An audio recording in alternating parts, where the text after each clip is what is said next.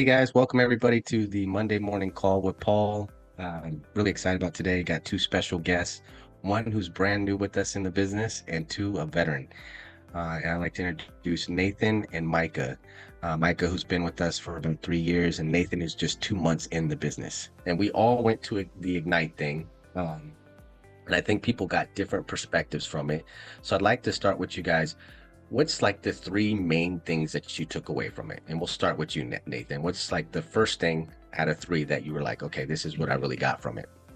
Yeah, that's a good question. Right off the bat, first thing that stuck out to me was I'm like looking at all these people and I'm saying, yeah, these people are just ordinary people. Like anyone else could do this. I've seen people on stage from the 30s, 40s, and even in the 20s, and that's what stuck out to me. In this industry, any age, it's not discriminatory. It's any age, any race, all of that. So I love how diverse it is, and that's what stuck out to me first. And did you want me to go like one, two, three, or did you want to go back and We'll forth? start with just the one. Let's go with you, Micah. What was the first thing that you got, like the very first thing when you walked in? That's a good one, Paul. Having been to a number of these events here, I think the biggest thing that stood out to me was that, people talk about this industry having a lot of turnover, right? 90 plus whatever percent of people aren't here plus a year. But you look at most of those people in that room, and many of them have been here longer than 9 months or a year, right? And so it kind of shows you, okay, by the very fact that we are in this room, we're listening to people who have figured out this business in some capacity. And it's, I think, inspiring. It was inspiring for me to just kind of be there and like, hey, wait a second, I lasted here, right? All these other people lasted here. If you learn these strategies, you too can last and thrive in this business. And that being around people who have done it and show the way, I think, is extremely important. And I think to basically contrast what you were saying, Nathan, right? You've had a good example. You've come in, you've had success here. There's a lot more success to have as time goes on, but you've caught a glimpse of that. And I think seeing new people like that come in, as well as being surrounded by a bunch of people who've had that, was really wonderful in my opinion. All right, so kind of two different thought processes there, and that's why I wanted you guys on here so bad. Is you got one who's been here a while, one who's brand new. So let's go to the second. What was the second most important thing that you got from this, Nathan? Yeah, the second, most important thing that I got from it was, I would say, the mindset of, all these successful people and the mindset that they came into this industry with. It's more of a stacking your smaller wins is, it's a really good mindset to have. And it's what kept me going, stacking the small wins. It's just really important in this industry. And I live on that, stacking small wins, whether it's a client getting declined, and then you switch them over to a different company that will approve them. That's a small win. That's a big one, actually. But yeah, it's just like that. Why do you think stacking small wins hits you so differently? Yeah, that's a good question. Stacking small wins, hits me differently because, not every day, you're going to have some success. There's a lot of people who, have gaps in between, and just stacking the small wins just builds my mindset. It hits me differently because, I came from a background, with nothing in sales, and, taking my foot into this industry, the small wins helps me a lot. Makes sense. So in other words, you're kind of looking at it instead of, how to deal with the day-to-day grind. You're celebrating even the small wins as, hey, I got this many booked today, or hey, I made this many sales today. You're capitalizing on the day-to-day small wins instead of waiting for the big ones. Is that basically what you're saying? Got it. 100%, yeah. Micah, what do you think was the second most important thing for you? Paul, I think one thing that has stood out to me, and is kind of echoed by a lot of top producers and managers, not just at the Ignyte event, but also in the media that the companies put out there. People will ask partners and senior managers, what's the most important thing that you could do differently if you started over again, right? Mm-hmm. And the majority of people say, I wish I started building and recruiting earlier. Yeah. Right. And I look at some of the people on stage, right? One of the people I think stood out to me the most, I forget her name. I think it was Bilha or Bilka or something. 123 policies, last month, no leads, all referrals, all IULs, right? Yeah. And I'm like, okay, well, that's pretty cool, right? Yeah, that's really cool.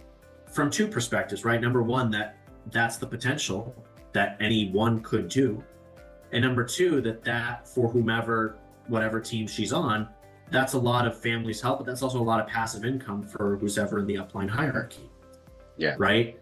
And so again, that's one person. What about if you had 5 of those, or what if you had 10 of those wide and 3 levels deep, right? Yeah. So I think we can't lose sight of the fact that we can only do so much by ourselves, but if we really want to go far, then we go with the team. So that really stood out to me, and especially when they had all the numbers up on the leaderboard. Hey, top 25 agencies, and you had some agencies that year to date helped 27 million in volume, 36 million in volume year to date, right? And I think to have that potential is something that we can't forget. And we also can't forget that it's not just us who get there, but it's the people we surround ourselves with. So that was very significant for me. The other thing is there was, I think, 45 guest speakers, right? Which is a lot for one day. I mean, to be honest, that's a good amount.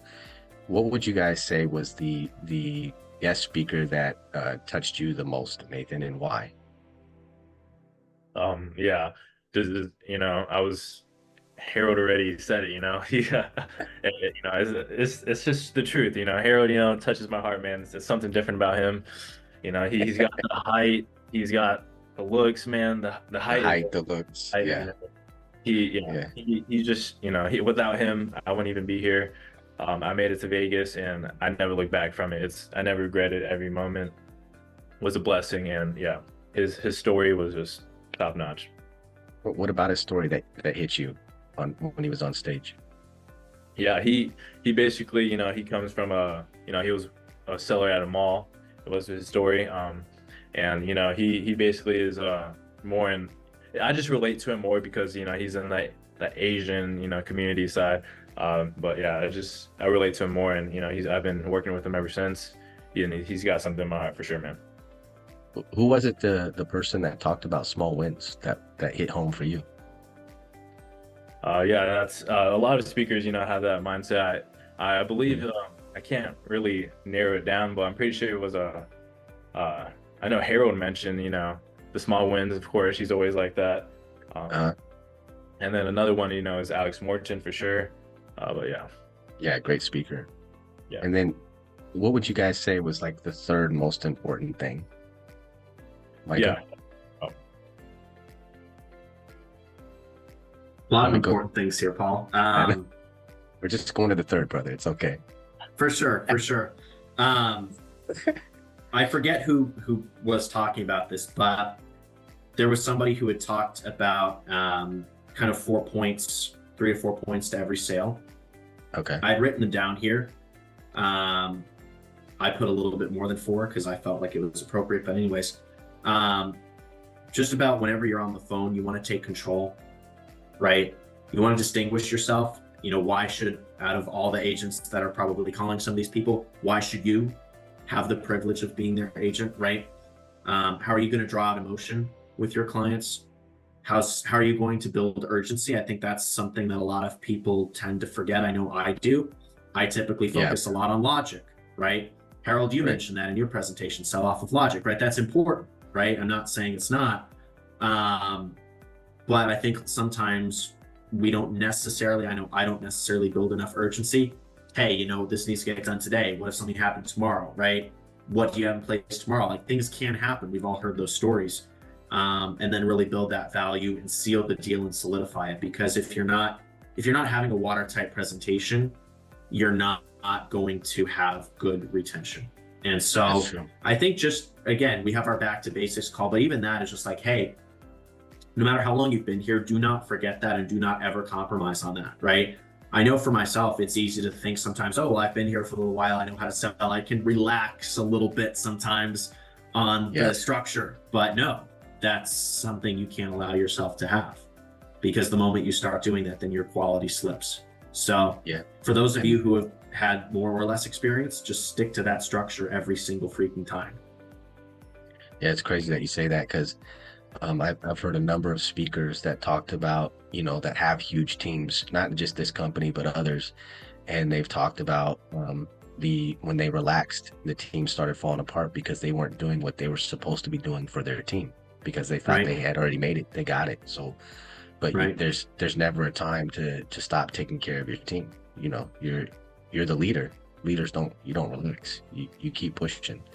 You have to. And I think on that note too, Paul, and again, this is a little disconnected from the event, but I'm going to throw this in here anyways, is that it was genuinely so good to see so many of you. Right? Oh, like yeah. even you, Paul, like Me. you look different in person, right? Like all I of was us so look different low. in person, I right? was so low energy. Everybody's like, "What's wrong with him? He's not talking." I'm sick, bro. Like there were a lot Really of people that I thought were a lot bigger, some I thought was smaller. Like, Yeah, you yeah. know, we had some food, and like that's as important, I think, because your team is the people that you're going through this business with. And Man, it can I be a think rocky that's road. absolutely We all right. know that, right? And I know Yeah. that a lot of the discussions we had during that event, and I hope more so, will come to pass, like having more in-person lock-in events, like, hey, let's come together and let's sell together and let's Yeah. see what we're all doing, in person. So I hope that's something that we can develop a little bit more throughout the year.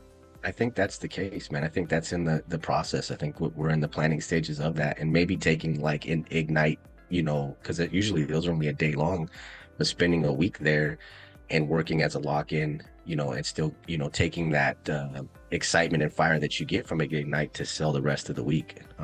A lot of people came back and just started banging out policies because it juices you up. Nathan, what was the third most important thing for you, man? Yeah. Sorry, I'm a little sick, guys. I apologize too. I don't know if I got Paul, but no, I'm fine. Yeah, what I like to add on to Micah's was creating that urgency with the clients. What really stuck out to me, and shout out to Mark H for giving me this notebook. I wrote a lot of notes. What I wrote down with urgency was whether it's for before the next birthday, or just pitting clients in a category. Staying confident, for example, what I mean by pitting them in a category is, say a potential client says, "Oh, I already have 4 life insurance policies, I'm good." You're like, "Great, I work with people who have 5 life insurance policies." Something like that in those lines, pitting them in a category. Like if they have 4, say I have 5, great, I work with people who have 5. If they're on like a low budget, great, I work with people on no budgets. Just fitting in a category is what's really important to me. Right. And that was just adding to Micah's, but my third one would be goal setting plus achieving them. Big one.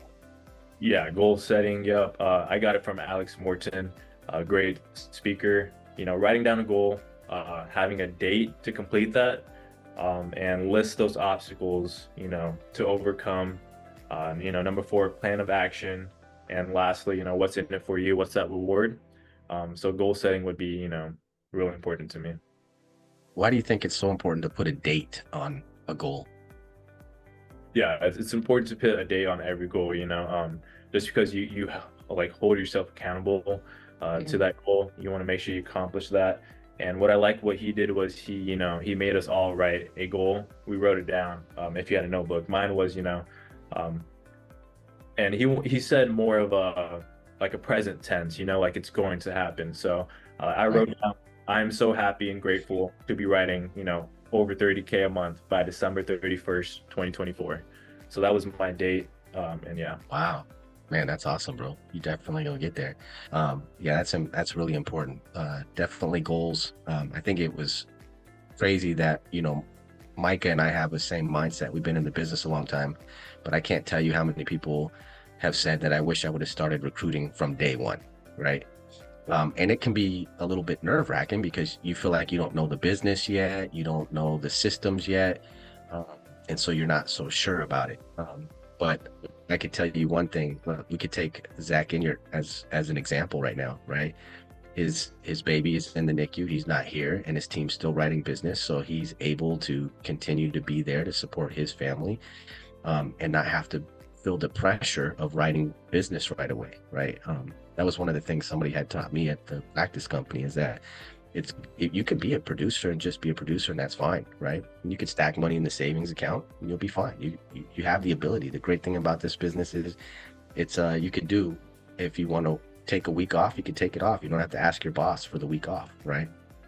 But what's great about building a team is not only do you get to learn leadership skills and help others with the same opportunity you have. If something happens to you and your family, an emergency, you got to take a month off. You got a team writing business. They're supporting you, right? Just like you support them as a leader, teaching them how and why this opportunity is so great for them. So I thought that was really important to kind of reiterate that Micah had said. So those of you who are brand new, rely on us, the senior managers here and the systems, and we'll help you with that process. You don't have to do it. You're not by yourself. This isn't the regular dog and pony show that these other agencies have, where they say they're going to help you and then nobody's there. It's different here. This culture is so different. And I kind of want to segue into the culture by Nathan. You've been here 2 months. How has it been for you? Oh my gosh, it says it, it says it itself. I don't really have to say much. Like coming from, fresh out of high school, working at Starbucks, making caramel macchiatos, no sales experience. Speaking of, you never made me one yet. And Harold said you're the best at it. Yeah, I got you. I'll be down in Ohio next month. Yeah, like I have so much support, coming from the start. I've never met anyone individually, never had a meeting. But right off the start, I started off hard. I had a great upline, Long. He's been helping me every day, whether he's with his kids, he's always answering my calls, and I appreciate that. But other than, that, having the support from anyone is just, the culture here is unbelievable. It's just crazy to say. Yeah, and it was great finally meeting everyone at that Ignyte event too. So yeah, it's pretty cool. The best parts of going to these events is meeting each other and hanging out. Micah, you were with another team before this and a practice company. You've seen a few teams operate. What would you say separates this team from every other team you've been on before? In a nice way. Like, we don't, Paul. But no, I say that in jest, but there's a kernel of truth to that. Like, we're actually on a team call. We're having people speak. That doesn't happen at every agency, guys. In fact, most agencies, it doesn't. Yeah. Like, don't underestimate that. I mean that. Not only do we have this call, but we have multiple calls throughout the week. We have people showing up. We have new people. It's not the same old group of people just every week. That's important. Old, you're older than me. Right? And I think that's really, truly important, right? We've got that. We've got just the whole system that Samir and the rest of the team have built for the technology. That differentiates us immensely, right? The connections that we've been able to make just through the people we know and through leadership that cares is extraordinarily important. There are a lot of leaders in this business, and many of them are wonderful, but many of them also don't care. They're hey, just recruit. If they stick on the wall, great. If not, so what? Go find the next one. Yeah. Like you should care about your people, right? The people that you bring in, you have a duty to lead. And that doesn't mean that you're 100% responsible for their success or not. Of course, it's up to them as much as it is you. But one of the things that I was told early on, which I learned was just not true, was, everybody has the same exact opportunity in this industry. It's like, it's not entirely the case. I mean, technically, yeah, but why do some variables groups work together and why do some groups fail together? Yeah. And it's extremely important to understand, okay, what produces those, right? It's teamwork, it's culture, it's support, it's mentorship, it's lead flow, it's training, it's sales psychology, it's having team calls led by people like yourself. So I'm immensely grateful for that. Thanks, Micah. I can always count on you to boost my ego, man. Got it. So let's dive into something a little bit more serious here. You guys both went to Ignyte. You guys both took away a lot of things. What are you doing as of day one when you got back from the Ignyte that you're putting and implementing in as far as this is what I'm going to do from now on that I wasn't doing, or this is my goal, or, what is it that you're doing right now that you took from it? What plan of action do you have? Yeah. Yeah, I'm going to start with, okay, I'll start. Yeah. Yeah, sounds Go good. ahead, man. My plan of action right away, was double down. Like, I need to start doubling down everything I'm doing. Having more leads go in, whether, double down, on the calls I'm making, every day. That's basically just, go harder. Yeah, and I realize, that I need to start building my team up, and getting that business credit was really important, and I was intrigued by that. And I know Omar is really good at that, so I'm gonna talk to him about that soon. Yeah, getting that business credit, investing into this business, because at the end of the day, it is business. And you can't be afraid to, what's it called? It's like scared money make no money. Like investing in your business. So that's what my plan of action is. Why do you think you want to double down? Like, what hit you at Ignyte that you said, all right, I need to double down now? Yeah, I mean, we have the systems in place. Like I'm not trying to, it's working. I'm producing numbers, and I always talk to Harold about this. I have the systems. I'm doing the the work. I just need more sits. I need more leads, and basically, that's just gonna produce me to the next step, and I'm ready for it. So yeah, makes sense. How about you, Micah? There are two things here. This is something I was actually just doing yesterday with one of my buddies up here in Rhode Island, Jeff. Mm-hmm. We got some food together, and I was like, listen, Jeff, we need to really put a plan together for recruiting. And this goes for everybody too, right? One of the things that we're going to start doing here is we're going to create a script. Mm-hmm. We're going to call local insurance agencies here. We're going to ask them if they're doing any life business. And depending on what they say, we're going to invite them to an event. And we're going to do a business overview meeting. And we're going to actually do on-the-ground recruiting with local agencies, with licensed professionals. So we're getting people who have established books of business, established clientele, helping them either increase their commissions, get them better carriers, and just spread the word. So that's something that we're putting together some tangible steps with. So that way we can have a bigger local presence, more agents, more professionals, a bigger network, and more volume. That's smart. Very smart. You've well thought out. Let me ask this for both of you guys, right? Of course, if I asked, would you go back to another event, it would be probably a resounding yes, because you guys both sound like you got a lot of positive feedback from it. One of the things that Micah touched on was, there was a lot of new people, but there was still a lot of the old guard. And one thing I noticed was a lot of the senior leaders that have been with FFL from day one are still there, right? And that kind of says a lot about a company or a culture or a group of people, right? If you could learn from one person, just sit with them for one day out of the top leadership, right? Just to, get all the game you can from them. What would that one person be and why? Starting with you, Nathan. Oh yeah, sorry. So the one person, I like his mindset. It has to be Alex Morton. The way he speaks to everyone in a way where the whole time he was speaking, I was just locked in. I was ready to go. He got me fired up. And recently, actually, on his story, he actually posted this on his story. I swear, I was like up at 2 a.m. last night, not gonna lie. And then he posted something about if he could have someone he could spend like 15 minutes, an hour with, for like $75,000, he would pay that $75,000 because he has that knowledge. He's talking to that speaker that's worth $8 million. So if I could talk to a speaker, it would be Alex Morton with his mindset. And he's a beast. Yeah. What about you, Micah?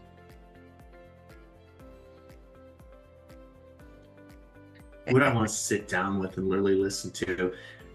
You could ask them any questions you want to ask them. Yeah. From the event, right? Yep. See, I feel like the only right answer to that question is Alex Morton. And here's what I mean by that, okay? Okay. Lots of great people at that event, all right? But a lot of the people at the event essentially are our coworkers, right? You can message them on Instagram, you can call them, and 9 out of 10 people at FFL, if you reach out to them and try to talk to them, they're going to talk to you. Might be for a short amount of time, might be for a longer amount, but they'll talk to you. Okay. Including Sean Mike, right? Like, if you're persistent, you can go reach out to Sean Mike, go reach out to Andrew Taylor. Like, I've talked to these people before. They're cool, right? Alex Morton just really specialized in that personal development space. And I feel like what he has to offer is just so practical and personal too. You know, a lot of what we talk about in our business is business focused, as it should be, right? But you're coming to that business, your mindset's coming to that business, your belief, your identity is coming to that business. And if you don't take care of that, you're not taking care of you and your whole life in that respect. So I think it would be really, really cool to, I don't know, if Sean were to convince Alex to join and build an agency here, I think that'd be awesome. So I'd love to sit down and just pick his brain a little bit more. Yeah. Man, that guy, you're right. He's not just practical, but he kind of delivers the message in a way that there's just no room for BS. It's just like, it kind of cuts through everything, and it makes you resonate even with yourself and any mistakes you might be making, right? Like, hey, I need to do this, so I need to change that, right? And it's a special gift certain people have when they speak, that they could just cut through everything and touch you at the core. And it's usually people that are not only just really good at what they do, but they're very good at articulating it. And normally that's not something that people are born with both gifts. You know what I mean? It's like usually one or the other. So I would agree with you. For me, though, it would be Andrew Taylor, because I think a guy who's the number 2 guy, he's seen a lot from the beginning to the incredible business that they created, him and Sean, with the others, that he kind of knows how systems and places work in. And a person that reminds me of that would be like a Samir and Harold. They know systems. They're really good at that. And I think that's kind of really important to know when building a business. So, man, thank you guys so much for like just imparting your wisdom and what you got from it, and sort of like the feeling and the sentiment that we all got being there, that a lot of people didn't get to go to see. I know they got to see a little bit of it, you know, on the Stephen Yee show before this, but I think it just hits home when it's our own people, and we're really talking about how much of a good time it was to see each other. A lot of people didn't know Harold was 6 foot, you know, now they know, you know, that got to meet him. Or even, you know, Samir, right? It's true. He does have blotches in his beard. It's not really all there. So it's not just camera tricks, right? He's having a hard time growing it. So if we can all throw a 1 in the chat for support, you know, or maybe I'll throw his address in there a little bit later, so you could send him some, you know, beard growth hormones maybe to help him out. But, you know, 2 really good men that really are kind of setting the pace and the tone. And I think we should thank them for putting us all together as well. With that being said, thank you guys. I appreciate you coming on Monday morning call with Paul. Thank you, Paul. Thanks for this opportunity, guys. Thanks. Thanks for having us.